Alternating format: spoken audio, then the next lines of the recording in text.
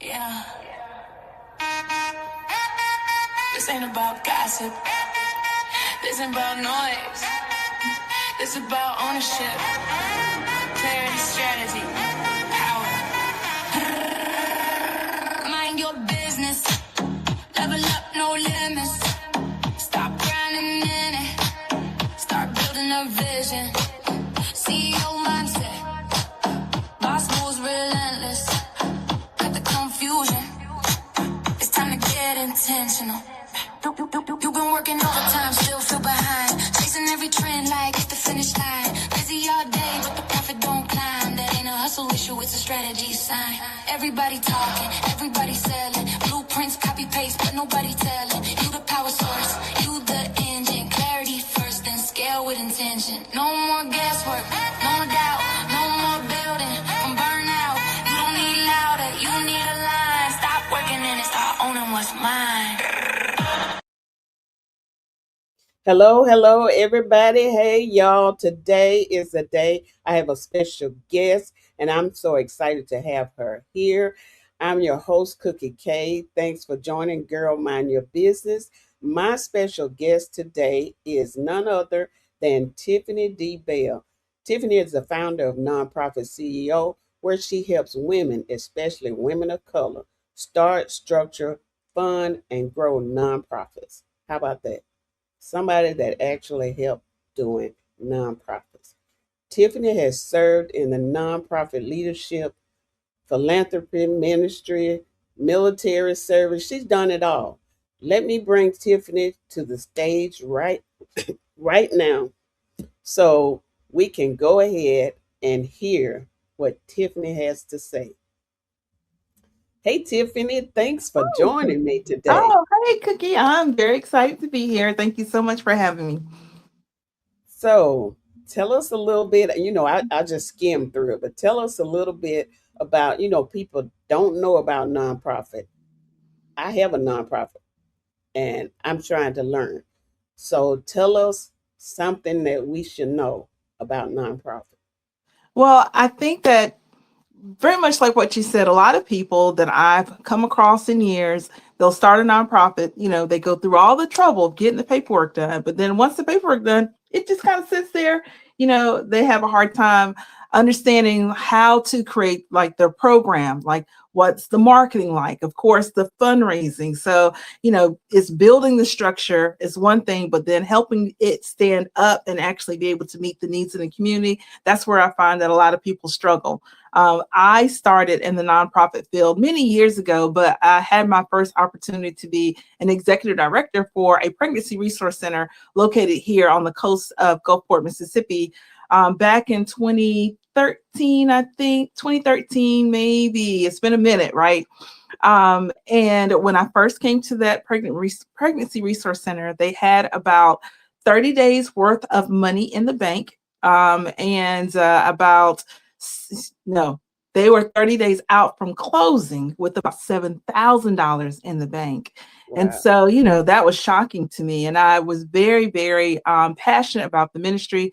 My background, I was adopted. So I understand I really understand what women go through when they when they've gone through an unplanned pregnancy. I feel like I'm a unique story in that, like, my mom chose to follow through with the pregnancy and follow up with an adoption plan. So being able to meet with women that are experiencing unplanned pregnancy and just help them to see that in the end it can work out for them. So the ministry of the Pregnancy Resource Center was very important to me. So 30 days out, $7,000 in the bank, I really did not want to see it go south. And so it was really coming there at that Pregnancy Resource Center where I really learned the backbone again of not just the nonprofit world, but really it's the marketing and engagement that needs to happen with you and your community in order for people, one, to know that you exist, two, to get them to want to engage in the mission of the nonprofit, and then three, to really make a difference so that you are helping other people get the help and the resources and things that they need in order to live a healthy life. And so that's been my personal ministry since then. I've since left the Pregnancy Resource Center world. I still work in the nonprofit world, and I have a nonprofit consulting agency But again, the goal is just helping people to see the needs in the community and pairing them with the people that can really make a difference. And so I do that day in and day out. Now that's great. Now there's no way I could have said all of that. So basically, what you do is help people show up when the resources are limited, Yes, yes, yes. and that's really great. You know, I started my nonprofit because, you know, like we've had the conversation. My sister was a substance abuser, so I started that because we were supposed to do it together, but Hmm. she's passed, so I'm just going on and I'm trying to make it work. Very good, very good, very good. Yeah, yeah. So, um, just tell me, what do you, what's your vision for women that are needing help to get started? Well, I think it's so. All right, let me ask this question just so I know where the what area I'm targeting. So typically, when I'm helping women, you're saying not women necessarily that need resources, but you're saying the women who may be female founders of a nonprofit. They're looking to get started in the nonprofit world. So what I would say there is, first of all, I'd encourage them to just do the general homework. Oftentimes, again, in the world of algorithms, most people, I think we forget that we're in a bubble, right? Right, So what I'm finding, or what we see a lot of here on the coast, is that people really are passionate about making a difference. And in their mind, they're thinking that there's nothing being done to meet the need. And sometimes it's a matter of them not, the needs are being met. It may not necessarily be met in the avenue that they may have envisioned. But again, because we're in the world of algorithms, they are oftentimes unaware that there are already resources and things available within the community that are meeting that need. So I would definitely tell them to do a thorough community survey to just make sure that there's no duplication of efforts. So you don't necessarily have to go and start a nonprofit because there's a need being met, an unmet need, an unmet need. Sometimes it's just a matter of digging and checking to see and what's being done, and then maybe going and partnering with that organization themselves so that you can take care of a portion of the leg of the work that they're not necessarily doing. Or if you decide that, hey, I still want to go through the path of creating a nonprofit, again, just checking and doing that community assessment, you can really look and see what's being done, what's not being done, so that you are, again, catching, you're creating that niche in the middle of the unmet need. So again, community assessment is really important. Again, just so you're not duplicating efforts, you can find the area that you can best help the community. And then also looking for opportunities to collaborate so that you're not taking on the full brunt of having to do all the work again, or again, multiplying efforts. And then I also think that a lot of people aren't familiar with community foundations and the work that they can do to help a smaller nonprofit or a new nonprofit that's, again, very passionate about making a difference. So if all states have community foundations, and typically there are multiple community foundations within each state. And those community foundations typically are going to cover a certain region. So again, because I'm in the state of Mississippi, I reference Mississippi quite a bit through our talk, but what I'm saying was going to apply nationwide. So in the state of Mississippi, I don't know how many counties we have, but there are a good bit of counties, right? But we only have 7 community foundations. So those 7 community foundations, they all have a certain number of counties. The largest community foundation is of the northern half of Mississippi, and they are called Create Foundation. And then I I'm director for donor relations for a community foundation here in South Mississippi, and we cover the lower 6 counties. So the thing that a community foundation can do for a nonprofit is, one, help them with funding. So that's a really, that's the thing that, especially with all the changes in our local economy, two, with right, the cabinet that is in place right now, there are a lot of resources and funding sources that nonprofits had available to them, a few years ago that now, no longer will be available. A lot of federal funding has come to an end.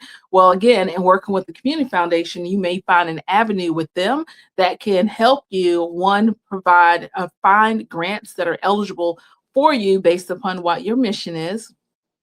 Two, there are a lot of nonprofits that will partner with the community foundation that will help them create an endowment so they can create funding for themselves like forever. And so the cool thing about an endowment is that, you can get your donors to give a pot of money, and then that community foundation, they're going to take that money, they're going to invest it in the market. And because your money is being pulled together with their money and money with all the other donors on the coast, they get a larger return, right? And so let's say you have $25,000 that's been given to the community foundation, right, on your behalf as an agency. And then let's say you have a 10% return. So that's another $2,500 out of that $25,000 of interest that's grown. You could take that $2,500, and that would depend upon, again, the community foundation, how much they actually release annually with their endowments. But a lot of times that $2,500, the agency will just keep that money so the corpus itself will grow.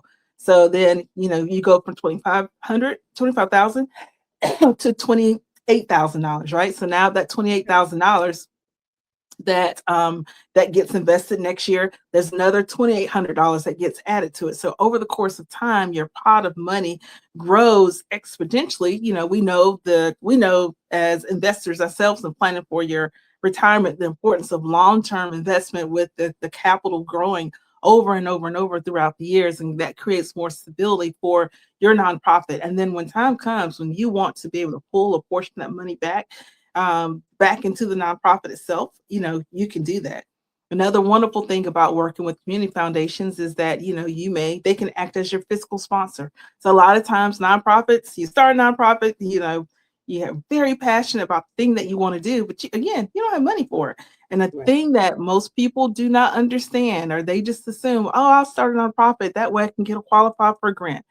Yes, you might qualify for a grant. That's true. But the part that most people don't realize is that nobody wants to give money to a nonprofit that's, one, a baby, or two, that they consider to be a black hole, right? So, there's qualifications that typically are written in the very fine print, and that is, unless you've been around for 3 years, most funders are not going to grant you. And if they do grant you funds, it's because there's a relationship between you and that organization, and they're giving because they know Tiffany Bell and the reputation that I carry, right, as executive director for that particular organization. But again, if it's a young organization, they may or may not give. So that's the value of having a community foundation acting as your fiscal sponsor. You can take that community foundation, partner with them, and then apply for grant funding, even if you're just 3 days old, and you can get it because that community foundation, basically you're applying for the grant underneath their umbrella, and that opens the door for you to receive funding, especially during those first 3 years of infancy until you grow and you're more stable. And people will give knowing that the community foundation have typically been around for dozens of years, decades even so. And so because of that, the stability they offer can be shared with that nonprofit. So again, for new women that are wanting to start a nonprofit, those are the things that I think most people just aren't aware of and don't really know the beauty and the value of collaborating specifically with the community foundation when you're just getting started. Wow. Yeah, I know. I said a mouthful. Wow. But let's go back to say, and let's take baby steps. Okay. 1, 2, 3.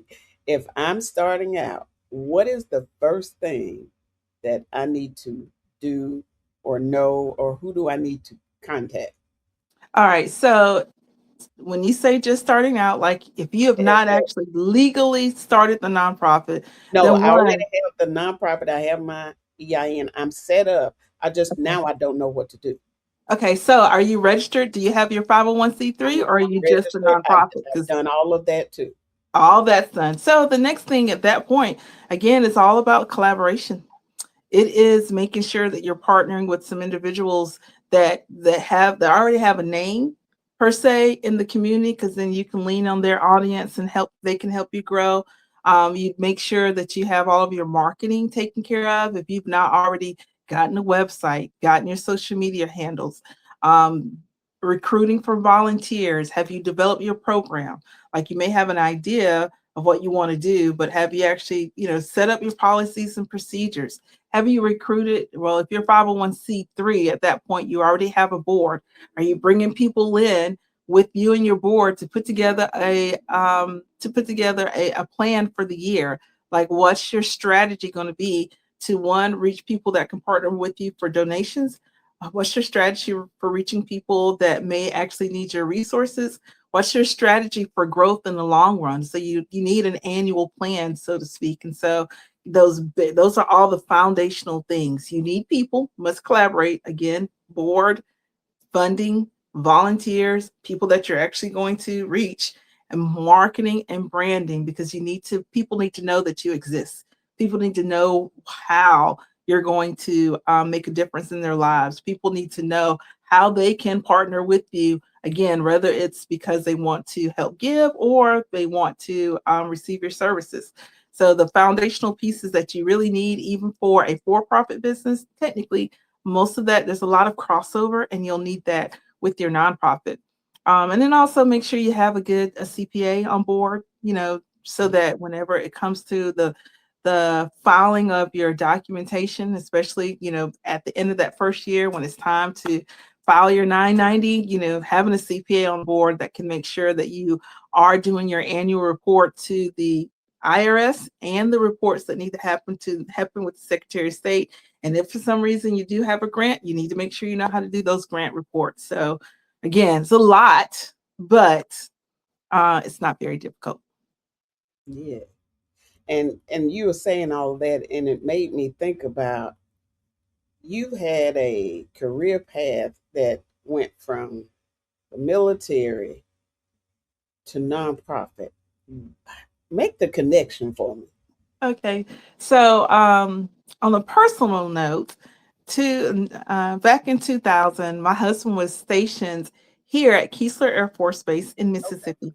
I was in the military too, but I worked for the Air National Guard for the state of South Carolina. And so he had an accident. He was driving to South Carolina for Thanksgiving and had a car accident. I was just leaving my little base in South Carolina, headed home for the holidays, and he had an accident. I saw his accident, and it scared me because I had like a 2.5 hour drive, and I was worried about falling asleep. So when I saw his accident, I was like, oh, I don't want that to happen to me. So I decided I'd pull over, go inside a gas station, get something to drink, try to wake up. Well, again, it's Sunday before Thanksgiving. Hmm. He has driven at that point 10 hours on his way home to meet his family to do their, holiday season, holiday celebrations. And I have on a military outfit when I go into the gas station. Ken is he's inside of the police car filing a report, but he sees me, the girl with the Air Force uniform on. He's in Air Force. He's like, he asked the cop to stop filing a report. He needed to go talk to me. So he wanted to talk to me. Ooh, sorry about that. He wanted to talk to me because with the Air Force outfit on, that meant there was lodging nearby. Because again, he just totaled his car. And so he asked me for a ride. I'm still not sure to this day why I said yes. I'm very happy that I did, mind you, but we like really hit it off. And so that is how I actually ended up in Mississippi. Now, fast forward 8 years later, he has an accident and dies unplanned. It's just like, he had an accident on the job, and I had to make a decision on what I was going to do. At that point, I could move back to Carolinas, or I could stay here in Mississippi. And so his accident was on a Thursday. I remember waking up that following Sunday, and the Lord told me, he said, you're at home. Because I'd asked the question, I was like, well, do I go back home? Do I stay? And the Lord made it very clear that I was to stay here. And so I did. But I decided I would take a year off. And I took that year off, to just really want to be present for my children, want to make sure that they, again, my husband's death was unplanned. I want to make sure that I was there and available for them. And so I took the year off. I also, so his accident was in February. The next month, I was at church, and this young lady from the Pregnancy Resource Center that I mentioned earlier, she came to our church and spoke. And so when she told her story, the thing is, like, I promise you, Cookie, I thought that she was just like if there was, my story could have been written out page by page, Yes. she was reading it page by Wow. page. And I remember thinking like, oh my goodness, like I just was really distraught because, it's just one of those moments when you know in your heart that the Lord is talking to you. Like he Right. is reading my mail. And I remember thinking to myself then, I was like, well, if I ever have any free time, I will go there and volunteer. Now, again, at that point, I was working in a radiology department and had been an x ray tech for many years. That's what I did in the Air Force.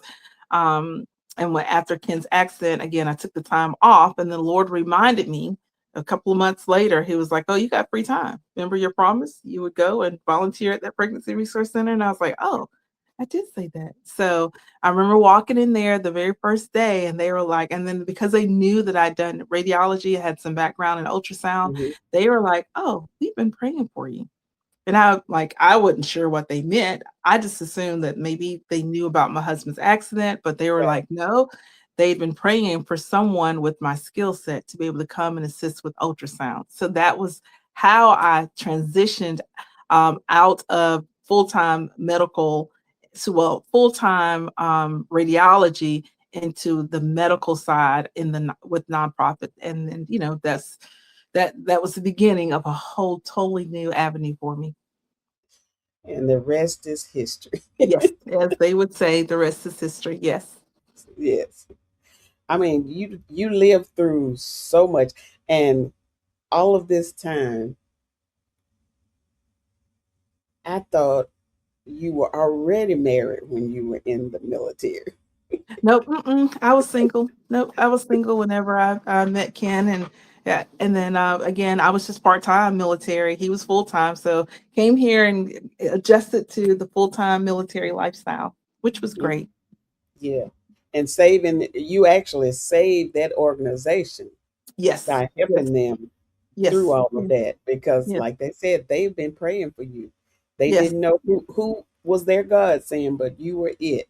Yeah, And and now, I have to say they were a huge, they were a blessing to me as well because the staff, they were just very supportive. And again, I'm grieving the loss of my husband and I right, needed something else to focus on. So, right, I went with the intention of giving, but honestly, like, as most people would say in the nonprofit field, especially those that volunteer on a regular basis, their intent is to give, but what really is that they end up being poured into. And so it was a win-win either for both sides.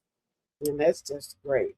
So, tell me about the birth of you're the founder of Nonprofit CEO. Tell me Okay. about the birth of that, and Okay. how you help leaders through Nonprofit CEO. Okay. Well, again, as I mentioned, when I first came to that pregnancy resource center, man, it was a struggle. I was concerned again about making sure that the organization would live. And again, I'd never ran a nonprofit before, so brand new to the world. So I ended up calling some friends of mine. And one friend in particular was Dorothy Wilson. And Dorothy, at the time, I don't know if Dorothy was. I don't remember if she was still at the local newspaper, but I think that she was just beginning with a magazine that she is the editor in chief for, owner of now. And a few months at being in the resource center, also reached out to another good friend of mine, and her name's Kern Cherry. And so both Kern and Dorothy became mentors of mine for several years. So we did lots of projects, lots of things together. If you saw one, you see the other two. Like we traveled together. We were knotted Right. together for many, many years. And through our friendship, we ended up creating a conference called Success Women's Conference. The Success Women's Conference was a huge success. So we did that for I think maybe 6, maybe 7 years together. It was the Essence magazine at one point named us as the largest professional conference for Black women in the state of Mississippi. And we had women from all over the nation, honestly, all over the world. I think 25 states and maybe up to 7 other countries from around the world come into the conference. And so we had some really great speakers, Lisa Nichols, Robin Roberts, Les Brown, just a variety of different people that came and contributed to the platform of mentoring our ladies. And so it was through success that Nonprofit CEO was formed. Okay. Dorothy primarily worked with the women that attended the conference that were in the corporate field. Kern, she mainly worked with the women that were in the entrepreneur field, and I would mentor the women that were in the nonprofit field. And so that became a lane for each one of us to be able to again help women to be successful in whatever lane it was that they were in. And so that began our journey really with Nonprofit CEO. It was birthed out of Success Women's Conference. And then once the conference began really hitting off, we connected with the company. You know, you're familiar with Black CEO. Black CEO really helped us to put Success Women's Conference on the map, which is how I ended up connecting with you. And Yeah. so they helped me again help put Nonprofit CEO on the map as well. And from there, I discovered a whole new world of technology and AI and just all the things. And so when it comes to marketing now, I feel like I'm far better equipped to help our nonprofit CEOs really make an impact by helping them create with systems and tools and things again to help advance their mission. Okay. That's another great story. Yes, yes, yes, You have yes. so many good stories. But tell me what your biggest challenge and lesson is through the whole process. My biggest challenge and lesson. So getting over myself, you know, not allowing fear to hold me back. Like I Right. just did not know, truly, honestly, I didn't know who I was or what I was capable of as a person. I turned 50 a couple of years ago, and that was really eye-opening for me. I've always been a believer in Christ, and I understand getting your identity in Christ, right? But even that is a process. Right. And learning through Nonprofit CEO, I have been able to bring on, discover things, skill sets within myself that I did not know existed. Again, with Nonprofit CEO, I learned how to better engage with clients. Like I was really good at sitting in a counseling room with people and hearing them and giving them feedback. But with Nonprofit CEO, it's a different audience. It's Right. helping people develop a vision for themselves, then helping them to develop a plan on how to actually cause that vision to come to pass, right? And then helping them to make further connections once the baby has been launched, so that again that nonprofit can grow. And so, but if I'm not confident in myself, if I don't know who I am, then I can't really help you see who you are. And so that's been the biggest thing. I just the unfolding of Tiffany D. Bell over the past 5 years has been tremendous. I'm loving turning 50. I'm loving what it looks like on this side compared to, you know, my first few years of life. And again, I do understand a large part of my insecurities, a large part of my personal growth and development has been because I've met really great mentors and things over the years. But the root of my insecurity, I think, really kind of goes back to the adoption. You know, as a child, feeling as if you're unwanted, like you know, you don't know who you are, you don't know where you came from, you don't know, you know, you don't not even having like good role models in front of you to help invest in you. And so I just struggled with that for many, many years, even into adulthood. And so now I love being able to pour into other people and help them to know who they are, you know, again, from a Christian perspective, but then even just knowing, you know, when it comes to gifts, skills, and abilities, and being able to apply those things so that again they can create better lives for themselves and the people that they're born to serve. Okay, that's great. But before we get back to the conversation, I'll need to take a moment out for a commercial break. And this episode is brought to you by Black Women's AI Network, who is changing the landscape of technology for women in business. We help them learn artificial intelligence, lead with it, and create with it, not tomorrow, right now. Because the future of AI does not get to happen without us. Okay, Tiffany, before we go, I don't know, my throat is, I had a full day. But before we go, before each episode, I do a cookie crumble. And that's just a tip, something to help women start their week and something positive that you have to say to women that are out there that want to start a nonprofit, finish something, or create something. Just give me a tip or your final words that you want to say.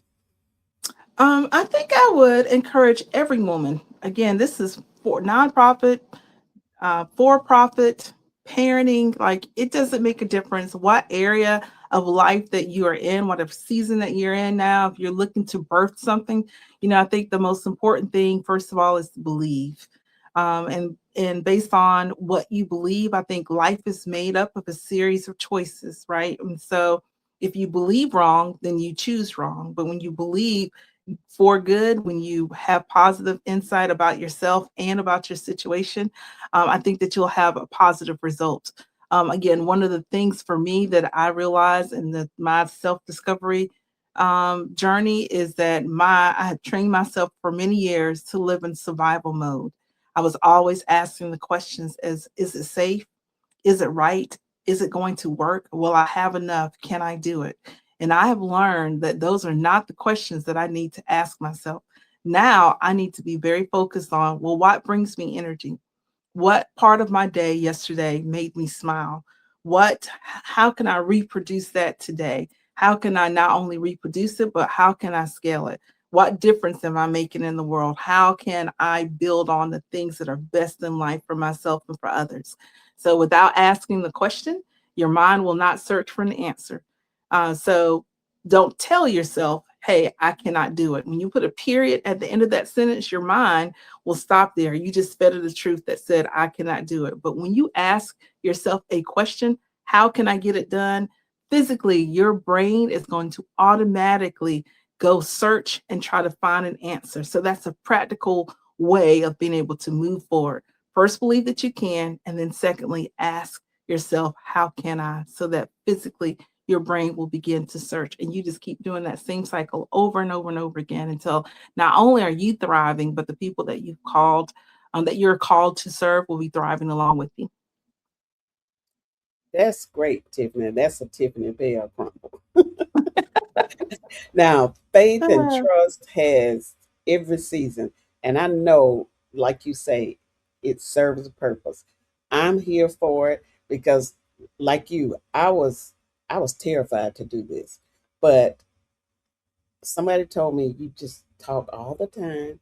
So you need to do this. And I did. I just set a date and I did it. And now I'm loving it. good, good, good, good. You're doing a great job. I watched a couple of your videos this week. Thank you. Yes, ma'am. So, for anybody that's like Tiffany, you want to start, stop, whatever you want to do. Tiffany has given us a wealth of information, and I have got to have you back. I, when I say a wealth of information, what we'll do is take each section and break it down and do a segment on that. We'll just do a nonprofit section. I would love that. Thank you so much. Yes, so if you enjoyed this segment, will Tiffany let them know where they can find you if they have questions. Nonprofit CEO is a godsend. I've sent you two people I know, but and they are loving you. Cool, cool, cool, cool. So, if anybody wants to reach out, if you have any questions about your nonprofit, whether or not you're wanting to start a nonprofit, if you have one, you need questions, ideas on fundraising, maybe you serve on the board and you have questions with that. I can be found on Facebook, Instagram at Tiffany D Bell, or Nonprofit CEO are on either platform. Feel free to reach out, DM me. I'm here to answer any questions that you might have. And thank you so much, Cookie, for having me. All right, thank you for giving us your time. You have a great day and we will be in touch. Thank you. Thank you.